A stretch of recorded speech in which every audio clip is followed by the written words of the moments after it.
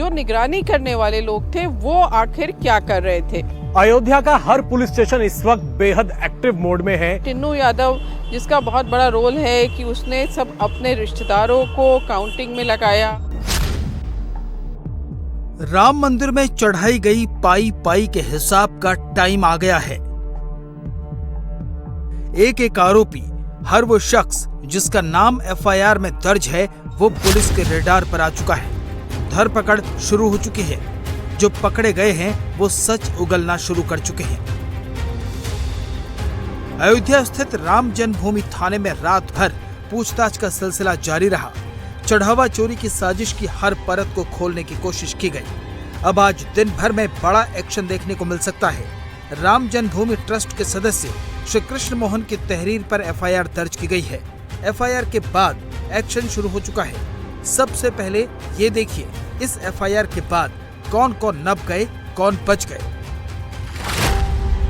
FIR में दर्ज 8 आरोपियों के नाम सामने आए हैं। इनमें सबसे पहले रामशंकर यादव उर्फ टिन्नू यादव, अनुकल्प मिश्रा, अविनाश शुक्ला, करुणेश पांडे, मनीष यादव, लवकुश मिश्रा, रामशंकर मिश्रा और सुभाष श्रीवास्तव के साथ साथ और कैशियर्स के भी नाम हैं। इस पूरी एफआईआर में दूर दूर तक न तो चंपत राय का नाम है, न ही अनिल मिश्रा का और न ही गोपाल राव का।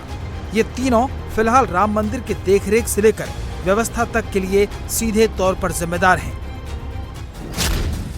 एफआईआर दर्ज होने के बाद से एक्शन शुरू हुआ और रात होते होते टिन्नू यादव को छोड़कर सारे आरोपी पकड़ लिए गए।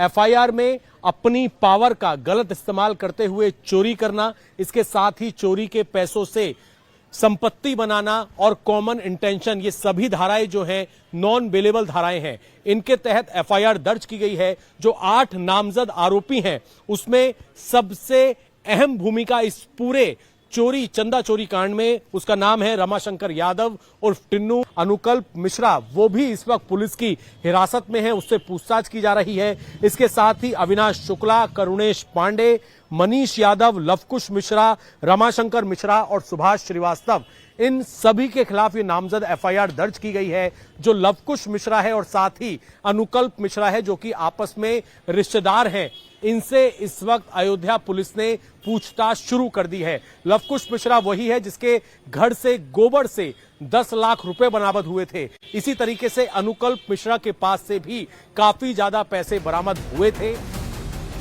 सवाल उठा कि क्या टिन्नू यादव एफआईआर दर्ज होने के बाद फरार हो गया। यूपी पुलिस के टॉप सोर्सेस के मुताबिक टिन्नू यादव को हिरासत में लेने से पहले तमाम सबूत इकट्ठा किए जा रहे हैं। टिन्नू यादव इस पूरी साजिश की सबसे अहम कड़ी माना जा रहा है। पहले दिन से टिन्नू यादव का नाम सामने आ रहा था।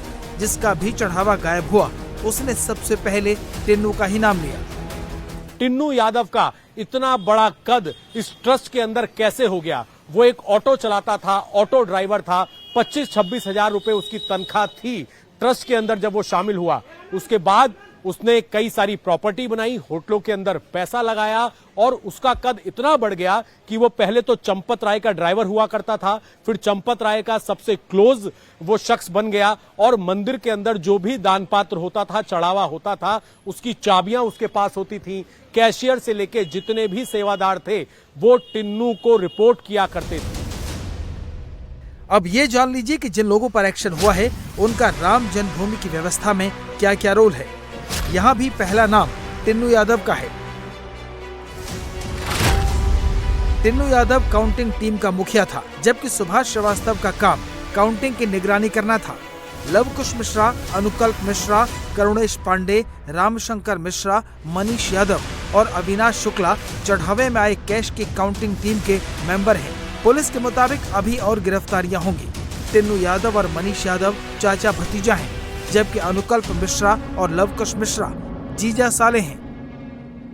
इनसे पूछताछ में जो खुलासे होंगे कि क्या इन्होंने सिर्फ अपनी प्रॉपर्टी बनाई या फिर अपने रिश्तेदारों के लिए भी इन्होंने पैसा जुटाया, उनकी भी इन्वेस्टमेंट करवाई, एक एक करके सभी कड़ियों को अयोध्या पुलिस और एसआईटी लगातार अब खोल रही है। अयोध्या पुलिस ने भी एसआईटी के साथ अब जांच शुरू कर दी है। इसके साथ ही पूछताछ में अगर कुछ और लोगों के नाम सामने आते हैं जिनको इस पूरे घोटाले की जानकारी थी लेकिन उन्होंने चुप्पी साधी हुई थी, उन पर भी नई एफआईआर दर्ज की जा सकती है। तो अयोध्या पुलिस लगातार जैसे ही एफआईआर दर्ज हुई है उसके बाद से एक्टिव मोड में है। कुछ आरोपियों से राम मंदिर परिसर के अंदर भी पूछताछ की जा रही है और जल्द ही गिरफ्तारियों का सिलसिला लगातार बढ़ता जाएगा। टिन्नू यादव के बाद दूसरा सबसे बड़ा नाम सुभाष श्रीवास्तव का है। सुभाष श्रीवास्तव की निगरानी में ही चढ़ावे की गिनती होती थी। इसके अलावा एफआईआर में वो कैशियर्स भी आरोपी बनाए गए हैं जो सबसे पहले चढ़ावे की चोरी करते हुए सीसीटीवी फुटेज में दिखे। इनमें टिन्नू यादव का भतीजा मनीष यादव भी शामिल है। इनमें से 3 लोगों के पास से करीब 1.5 करोड़ रुपए की रकम बरामद की गई थी। एक आरोपी लवकुश मिश्रा के घर से 10 लाख रुपया कैश बरामद हुआ। एक और आरोपी ने अपनी वाइफ के बैंक खाते से निकालकर 50 लाख रुपए दिए थे। कि राम मंदिर जहाँ पे लाखों लोग आ रहे हैं, जहाँ पे करोड़ों का चढ़ावा चढ़ रहा है, सोने चांदी के जेवर चढ़ रहे हैं, उसका जो चढ़ावे का पूरी जिम्मेदारी इनके ऊपर तो नहीं थी, क्योंकि जो ट्रस्ट है उसने नियम भी बहुत सारे बनाए थे कि कैसे चढ़ावा काउंट होगा, कैसे दान पात्र से निकाला जाएगा, कैसे फिर उसको बैंक भेजा जाएगा काउंटिंग सेंटर से, कौन कौन लोग निगरानी करेंगे। तो वो जो सारे नियम थे उनका पालन नहीं हो रहा था। तो बड़े लोग जो ट्रस्ट के हैं वो आखिर क्या कर रहे थे वहाँ पर, तो बहुत सवाल हैं। पदाधिकारी जो ट्रस्ट के हैं, वो चाहे चंपत राय हो, डॉक्टर अनिल मिश्रा हो, सभी पर सवाल हैं कि आखिर वो लोग जब मंदिर में रहते थे, अगर हम 2 लोगों की बात करें, चंपत राय और डॉक्टर अनिल मिश्रा की, वो तो मंदिर में ही रहते थे, तो आखिर वो क्या कर रहे थे। एसआईटी की रिपोर्ट के बाद अयोध्या के पुलिस थाने में ये एफआईआर दर्ज हुई है। जिन धाराओं में केस दर्ज हुआ है उनमें सख्त सजा का प्रावधान है।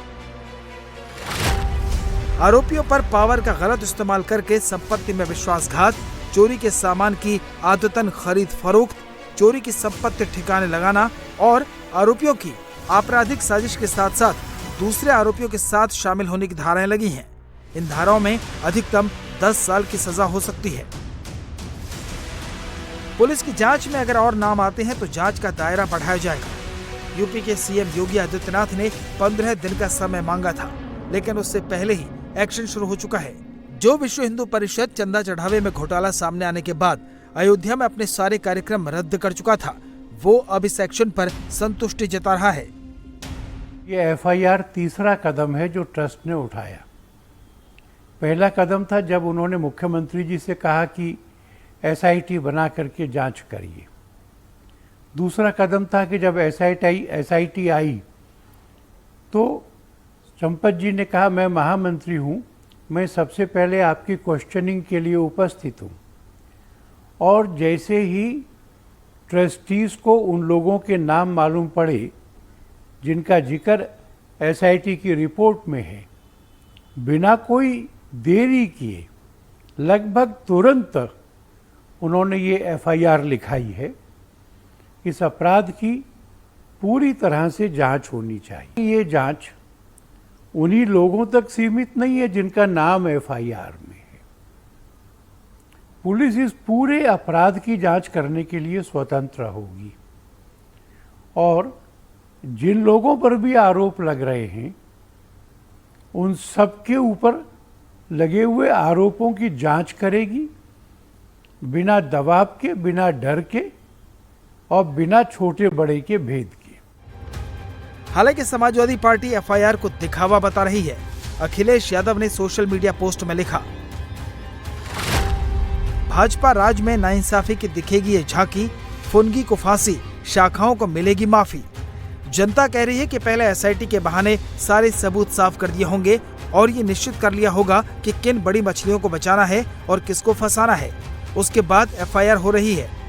लगता है एसआईटी को पहले रिपोर्ट बनाकर दे दी गई होगी और उसके हिसाब की जांच की गई होगी, मतलब निष्कर्ष पहले निकाल लिया गया होगा।